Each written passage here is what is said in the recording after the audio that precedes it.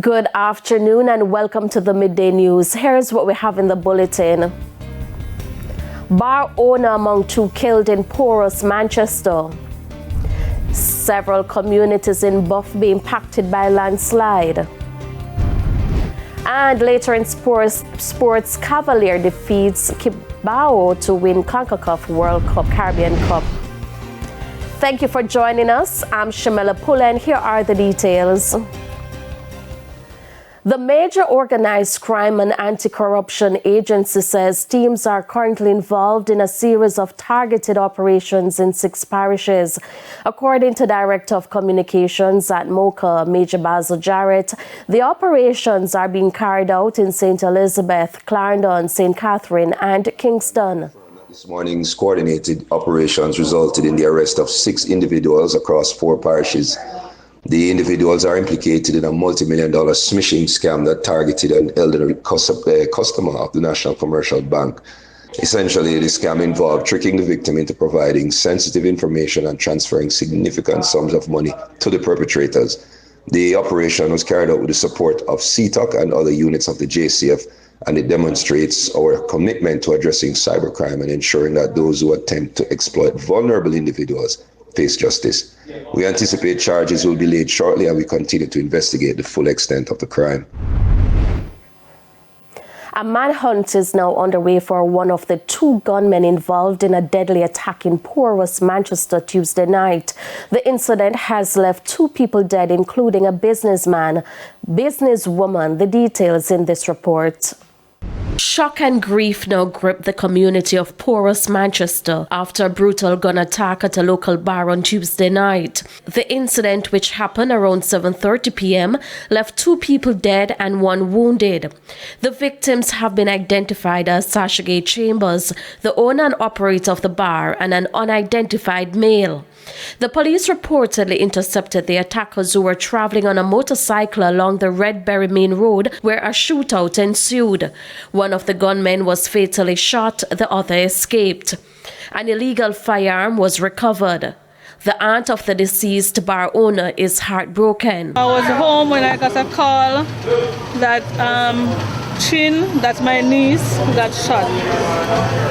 When I went to the crime scene, police were there, the bodies were left. All the persons that got shot were left. So we don't know exactly what causes it, and we don't know what happened. The idea is how many persons got shot? Well, I heard of 3. So 2 would be fatal and 1 is in the hospital. Are you aware? The incident has sent shockwaves throughout the community. Let me just firsthand condemn the acts of violence that has been happening across Manchester. Porous have seen a flare in violence in recent times. This is about 4 or 5 killings in the last 2 months. And I am hoping that now the people will allow, the violence producers will allow good sense to prevail.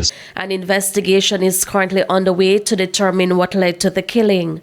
This incident has been added to the series of gun attacks in the parish in recent times. The little playground has become a battlefield, and the little playground is Manchester. And let me just say, I am surprised. I am devastated at the recent flare of violence in Porous and other sections of Manchester.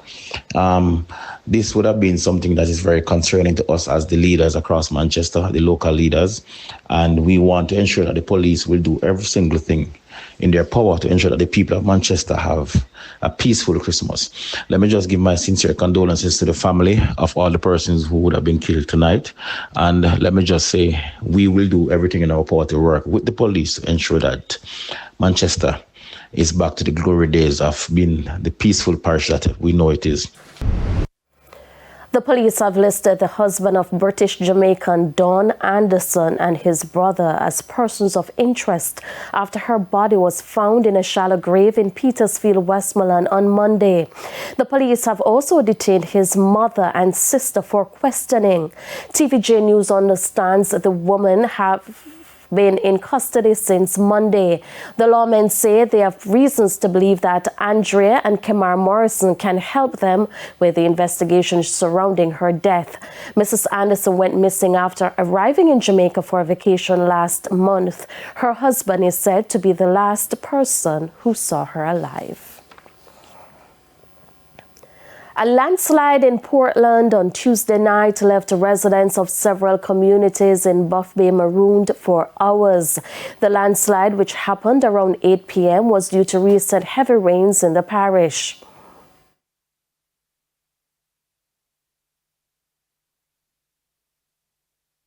I'm reach a skibo. We get cars here road black for me there. And all to know it does a clear. See then does a clear there for now. Yeah man, know that people outside want come in figure work, can't get figure work. From last night to know this morning then can't get figure work this morning. Because they out there they have to take over Surly Castle, cut out back figure work and pay much in taxi for and then way there. And the road want fix also. Too much pothole around the road. Road want fix. So we need drivers. Our Prime Minister to send someone to help fix the road. As you can see the road condition and the road want fix. Residents now have to travel through a longer route for work and school. They have to drive like Chepstow to White Hand side, to Swift River, to go to Oak Bay, to go to Buff Bay, who want and child to go to school, Port Anthony High, and those stuff.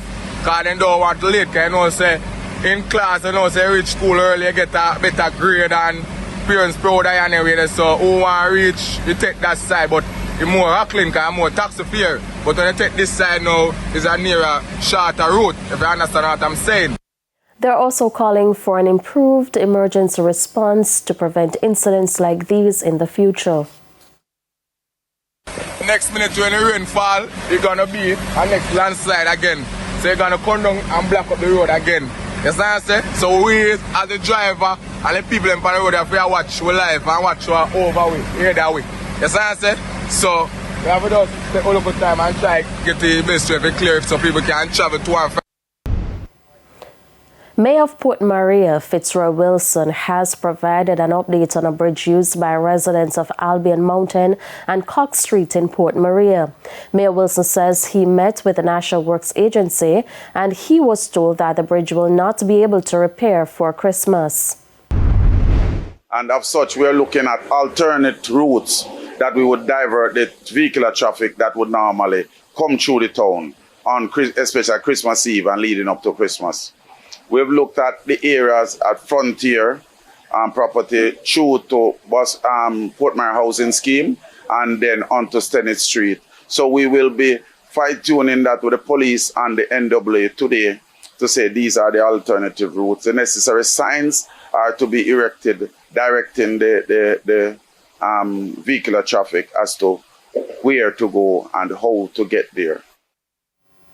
The mayor is warning persons not to attempt using the bridge. We are saying to the residents of Albion Mountain, Cox Street also, who still forcibly use that road, to please desist from doing so. We would not want to have anybody injured, much less loss of life. And in inspecting that bridge, I would have realized that the entire under section of that bridge is compromised, and the entire thing can come down at any time.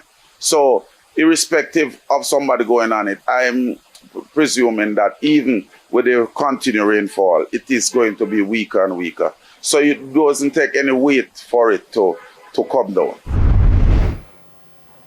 It's time for a break. Stay with us. More stories when we return.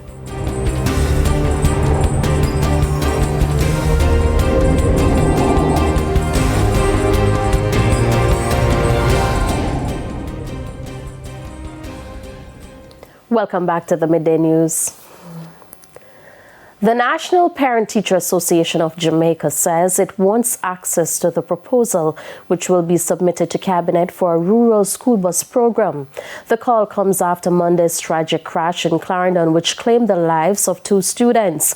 Transport Minister Darrell Vass says the document has been finalized and was ready for Cabinet discussion. But MPTAJ President Stuart Jacobs is advocating for transparency and collaboration. It's not adversarial, it's not to chastise or to put it down.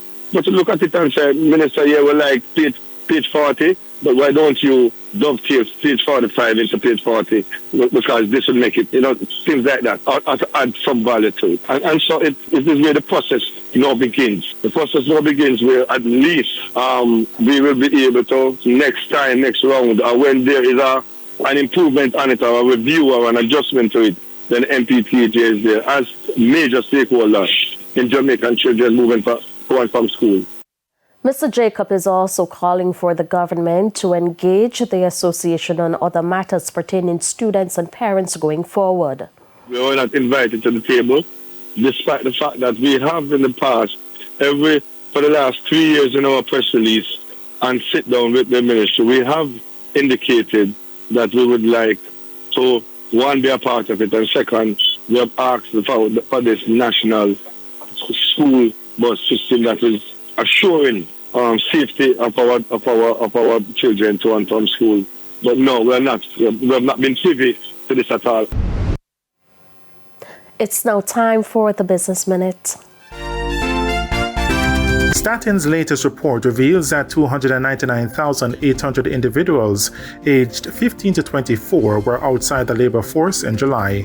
In terms of gender, it says 147,000 females and 152,400 males fell into this category. Statin says the statistic is concerning as 123,200 of these individuals were not engaged in education, employment, or training programs. It says this highlights a significant challenge for young people in Jamaica and that more emphasis need to be placed on targeted initiatives to support their transition into the workforce or further education. Further afield, Blue Ridge Beef has issued a voluntary recall for some of its dog food due to salmonella contamination. The recall is for the company's 2-pound log puppy mix. According to the Food and Drug Administration, the products were distributed between August 6th and August 23rd. They were sold primarily in stores in Virginia, North Carolina, Maryland, Pennsylvania, Connecticut, Massachusetts, and New York State. The FDA said that the problem was discovered when a customer's litter of puppies got sick and reported the issue to the Virginia Department of Agriculture and Consumer Services. For the Business Minute, I'm Shane Masters. And here's a preview of what's coming up in this evening's Health Report. In this evening's Health Report, we look at a diabetic diet. So this is a breakfast-sized plate, because what happens sometimes is that patients will come to you and they're like, "But doc, I'm only having grown provisions." And I'm like, "Okay, so what? How much? They'll have like 3 pieces of yam, 4 pieces of banana, 3 dumplings." So when you check it out, I mean, they're way over the 25%, right? So that is why we must remember that at the end of the day, all of this is converted to sugar, and so we need to keep the portion to the level that we want it. That's the Health Report in Primetime News at 7. And now for today's healthy living tip. Eat less salt. Eat less red and processed meat. Eat more fruits and vegetables. Cut down on free sugar. And be smart with snacks. Time now for the top regional and international stories. In the region, a contaminated juice prepared in a dirty container led to the hospitalization of 26 Haitian farm workers, including 2 children in Pedernales, Dominican Republic. The workers fell ill shortly after drinking the juice and were treated for organophosphate poisoning at the Taiwan Regional Hospital in Asua. The Haitian embassy reported that the incident was caused by an employee's negligence. In response, a Haitian consulate delegation was sent to assist the victims. Investigations are ongoing in collaboration with the Dominican authorities. On the international scene, South Korea is facing political turmoil following President Yoon Suk Yeol's failed attempt to declare martial law. In response, 6 opposition parties have proposed a bill to impeach Yoon, and the main opposition, the Democratic Party, is working on treason charges against the president and top officials. The country's largest union group has called for a strike until the president resigns, and protesters are demanding his departure. Following the martial law declaration, which accused the Democratic Party of supporting North Korea and engaging in anti-state activities, lawmakers clashed with soldiers and overturned the decree. The president's defense minister, chief of staff, and other high-ranking officials have since resigned. And those are the top regional and international stories. I'm Hal Shane Burke. We take another break. Sports is next.